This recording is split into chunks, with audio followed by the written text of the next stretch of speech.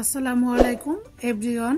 একঘেয়েমি রান্নার কত ভালো লাগে। তো প্রচণ্ড গরমে এভাবে মাছটা ছোটো ছোটো টুকরো করে টক দিয়ে রান্না করলে খেতে কিন্তু অসাধারণ লাগে। যেদিন এইভাবে আমি মাছ রান্না করি সেদিন আমার ভাতটা একটু বেশি রান্না করতে হয়। এটা আমার বাসায় সবাই খুবই পছন্দ করে খেয়ে ফেলে, কারণ প্রচণ্ড গরম, তার সাথে টক টক মাছের রান্না তো আর কথাই নেই। তো আমি প্রথমেই এর জন্য নিয়ে নিচ্ছি একটি কড়াইতে খুবই পাতলা করে কেটে রাখা 3টি পেঁয়াজ। এখানে পেঁয়াজের পরিমাণটা অবশ্যই বেশি নিতে হবে। এরপর আমি দিয়ে দিচ্ছি 1 টেবিল চামচ মরিচের গুঁড়া, 1 চা চামচ হলুদের গুঁড়া, 1 চা চামচ ধনিয়ার গুঁড়া, হাফ চা চামচ জিরার গুঁড়া, এটা কাঁচা জিরার গুঁড়া, 1.5 টেবিল চামচ আদা রসুন বাটা। এখন আমি দিয়ে দিব 2টি এলাচ, মুখটা ফাটিয়ে রাখা, হালকা একটু ঘ্রাণের জন্য। এভাবে মাছের মধ্যে এলাচ দিলে সুন্দর একটি ফ্লেভার আসে। তো এখন দিয়ে দিচ্ছি হাফ কাপ সয়াবিন তেল। এখন আমি দিয়ে দিব কাঁচা এবং পাকা 2টি টমেটো, বড় বড় 2টি টমেটো আমি টুকরো করে নিয়েছি। এই রেসিপিতে অবশ্যই টমেটো বা যে কোনো টকটা একটু বেশি পরিমাণে দিলে খেতে ভালো লাগে। এখন আমি সমস্ত মশলার সঙ্গে টমেটো সবকিছু খুব ভালোভাবে চেটকে নিচ্ছি। দেখতেই পাচ্ছেন আমি হাত দিয়ে মথে মথে চটকে নিচ্ছি। মোট কথা পেঁয়াজের রসটাকে চেপে বের করে নিব। এখন আমি দিয়ে দিচ্ছি কাঁচামরিচ কুচি 5-7টি। এখন আমি আবারও ভালোভাবে হাত দিয়ে মাখিয়ে নিচ্ছি। এভাবে মাখিয়ে যে কোনো মাছ রান্না করলে খেতে কিন্তু অসাধারণ হয়।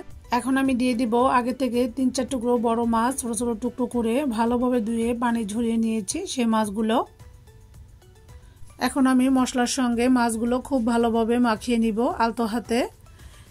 আমি এখানে 3-4 মিনিট ধরে মাছগুলো খুব ভালোভাবে মাখাবো, যাতে করে মাছের সঙ্গে মশলাগুলো খুব ভালোভাবে লেগে থাকে।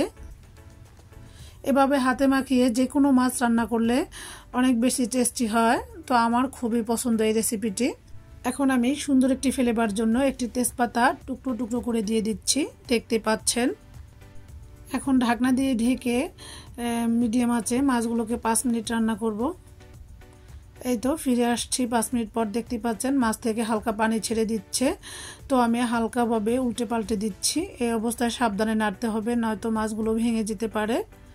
এই তো আমি নেড়ে চেড়ে ভালোভাবে আবারও ঢাকনা দিয়ে ঢেকে আরও 5 মিনিট মিডিয়াম আঁচেই রান্না করব। এই তো ফিরে আসছি আবারও 5 থেকে 7 মিনিট পরে। এটা ধরে এভাবে মাছগুলো ঝাঁকিয়ে রান্না করব, এতে করে মাছগুলো ভেঙে যাবে না। এই তো আবারও আমি ঢাকনা দিয়ে ঢেকে হাই হিটে আরও 10 মিনিট রান্না করব। এই তো ফিরে আসছি আমি 10 মিনিট পরে। আমি মাছগুলো মোট 20 থেকে 25 মিনিট খুব ভালোভাবে কষিয়ে নিয়েছি এবং দেখতে পাচ্ছেন মাছগুলো থেকে তেল ছেড়ে দিয়েছে, তার মানে মাছগুলো খুব ভালোভাবে কষানো হয়ে গিয়েছে। তো আমি মাছগুলো হালকাতে এভাবে একটু নেড়ে দিয়েছি আর কড়াইটা ঝাঁকিয়ে আমি মাছগুলো রান্না করে নিব। এখন আমি এখানে দিয়ে দিব 1 কাপ ফুটন্ত গরম পানি। আপনারা চাইলে ঠান্ডা পানিও দিতে পারবেন। তো আমি গরম পানি দিয়ে আলতো হাতে আবার একটু নেড়ে দিচ্ছি। আমি মাছগুলোতে একটু ঝোল ঝোল রাখবো। আপনারা যদি ঝোল রাখতে না চান এই পর্যায়ে পানির পরিমাণ আরও কম দিলে হবে, যেহেতু আমি মাছটা খুব ভালোভাবে কষিয়ে নিয়েছি। এখন আমি ঢাকনা দিয়ে ঢেকে মাছটা সম্পূর্ণ হয়ে যাওয়া পর্যন্ত অপেক্ষা করব। তো ঢাকনা উঠিয়ে আমি এখন মাছের মধ্যে দিয়ে দিব 1 চা চামচ ভাজা জিরার গুঁড়া। আপনারা চাইলে এই পর্যায়ে ধনিয়া পাতা কুচিও দিতে পারেন। আমার হাতের কাছে ধনিয়া পাতা ছিল না, তাই আমি ভাজা জিরার গুঁড়া 1 চা চামচ দিয়ে দিয়েছি। এখন আমি আলতো হাতে নেড়ে চেড়ে জিরার সাথে মাছগুলোকে খুব ভালোভাবে মিশিয়ে নিচ্ছি, দেখতে পাচ্ছেন।